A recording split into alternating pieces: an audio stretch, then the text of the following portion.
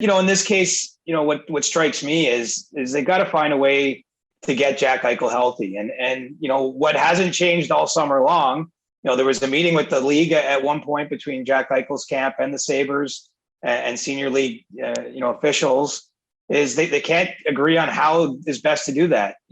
By now, everyone that's dialed into this understands Jack Eichel wants a type of surgical procedure on his neck that is relatively unproven among athletes in contact sports. The Sabres doctors are more in favor of him doing, or completely in favor of him doing, a spinal fusion, neck fusion type of surgery. And that's the fundamental breaking point here, because any team that wants to trade for Jack Eichel, presumably if you trade for him, first of all, you're fine with him doing the surgery the Sabres don't want him to do, because I can't imagine anyone else wants to inherit this stalemate. And secondly, he could be out, 6 months after getting that type of surgery. And so, as we're sitting here so close to the start of the season, I just don't see a reason other than his immense talent why this kind of trade would happen right now. And so that's kind of where we're at. I mean, obviously a little bit of a messy start to training camp, the Sabres stripping of his captaincy and all those types of things. But what this is missing, I think, first of all, is just the first step. What's the best process here to get him healthy? How can that happen? Because ultimately he's an easier player to trade when he's going to play. I'm just curious, because this has been going on all summer. I'm sure there has to be at least one team that might have been close. Were there any teams that were actually really close to getting Jack Eichel, or has no one just bothered to touch this situation? There were teams certainly very interested in Jack Eichel. None of those teams feel like they were close. And, part of that here too, which is not the primary part, of this discussion, is that the Sabres need to get a haul to make this work. They were saying earlier this summer, it's got to be 4 pieces.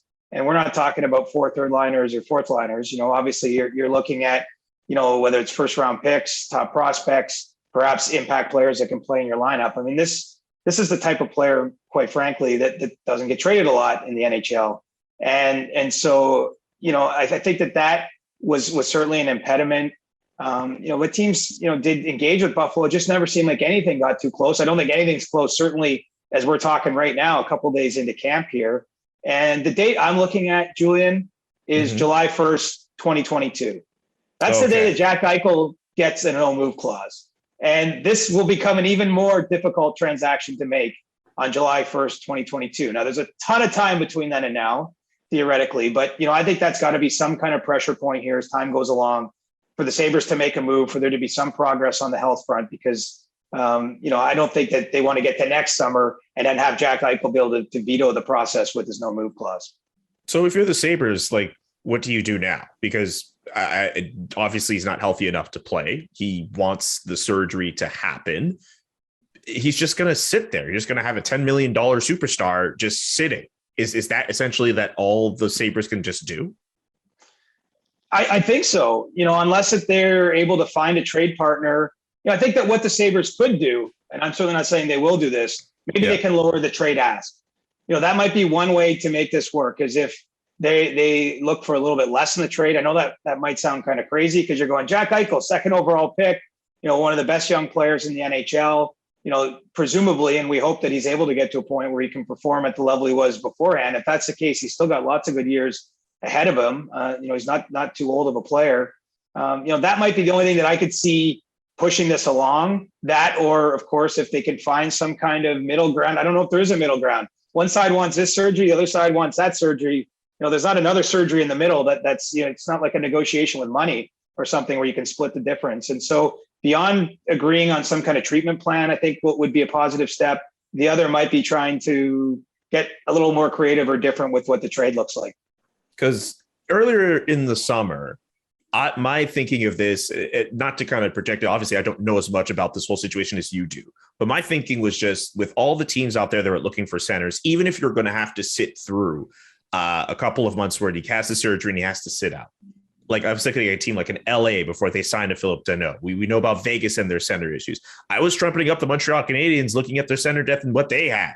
And what they were trying to do, and the fact that Shea Weber was going to be on LTIR. I think there was such an opportunity for the Buffalo Sabres to at least find a trading partner to offload Jack Eichel, and maybe they would have gotten, I think, like 4 first-round pick or equivalent assets. I think that's what was reported out there. You could always correct me if I'm wrong. But now, like in this particular situation, there's no way, as far as I'm concerned, that the Buffalo Sabres could ever come out as a winner in a Jack Eichel trade. They've let their asset depreciate over this time. He's still injured, still hasn't gotten any surgery. Like, if they decrease the ask, like, this looks bad on Kevin Adams. This looks bad on the organization, and an organization that was already in the shit, considering how their team has looked. And it just looks even worse with this whole situation. I don't know if other general managers have just been taking stock in what's been going on here, or other players have been looking at this as well. But like, this doesn't look good on the Sabres. And I can't imagine for at least people around NHL circles who care that like they're not, noticing this and not saying like, hey, this is some crazy shit that's going on in Buffalo and it's not good. Well, and what you're highlighting is that if you're a contending team, which there are contenders out there that could use another premium center, why would you step in and make this trade now?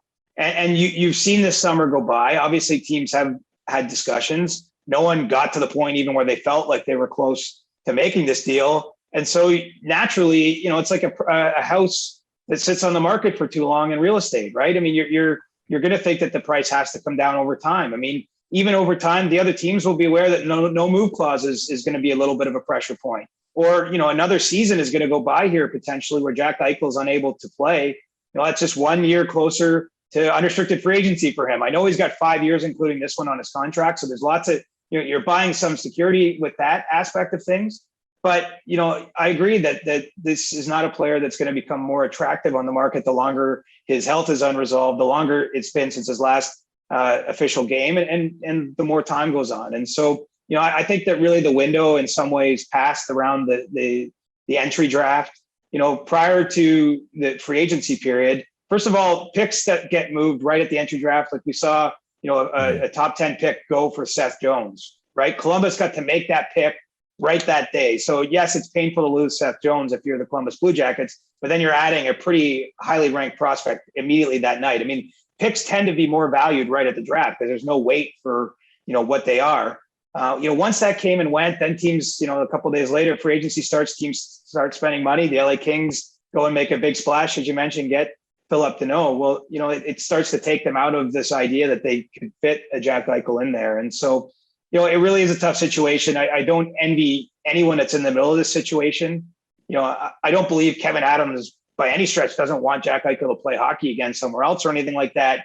He's got to make the right decision for his owners and try to help his organization. He's in a very difficult spot. And Jack Eichel, as we've all learned about his rights in the CBA, the same as any player, doesn't have full control over, what treatments happen to his body when a hockey-related injury comes about.